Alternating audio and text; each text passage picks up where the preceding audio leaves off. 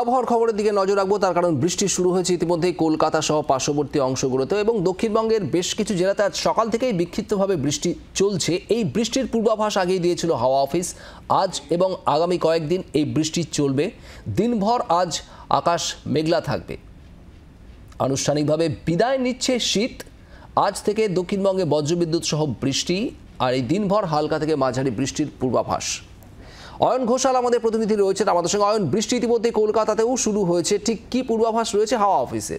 শুধু বৃষ্টি নয়, কলকাতা শহর সহ ২ চব্বিশ পরগনাতে কমলা সতর্কতা জারি হয়েছে, অর্থাৎ বজ্র বিদ্যুৎ সহ ভারী থেকে মাঝারি বৃষ্টি এবং তার সঙ্গে ৩০ থেকে ৪০ কিলোমিটার বেগে দমকা হাওয়া, যে হাওয়া ইতিমধ্যেই কলকাতা শহরের প্রায় গোটা এলাকা জুড়ে বইছে। এবং এই দমকা হাওয়া এবং মুষলধারে বৃষ্টি বিশেষ করে দক্ষিণ কলকাতার রাসবিহারী, গড়িয়াহাট, যাদবপুর, তিলজলা, বেহালা সহ একটা বিস্তীর্ণ এলাকাতে মুষলধারে বৃষ্টিপাত, কোনো কোনো জায়গাতে নিচু এলাকায় জল জমার মতো পরিস্থিতি। এই বৃষ্টি আজকে সারাদিন শুরু হয়ে একেবারে আগামী রবিবার পর্যন্ত চলবে বলেই পূর্বাভাস। একটানা বৃষ্টি হবে না, বৃষ্টি নিরবিচ্ছিন্নভাবে হবে, কখনো সম্পূর্ণ থেমে যাবে, কিন্তু আগামী রবিবার পর্যন্ত রাজ্যের জেলায় জেলায় ঘুরিয়ে ফিরিয়ে এই ধরনের আবহাওয়াই দেখা যাবে বলে জানাচ্ছে আলিপুর আবহাওয়া দপ্তর। রবিবারের পর থেকে কি আবহাওয়া পরিষ্কার হবে অয়ন?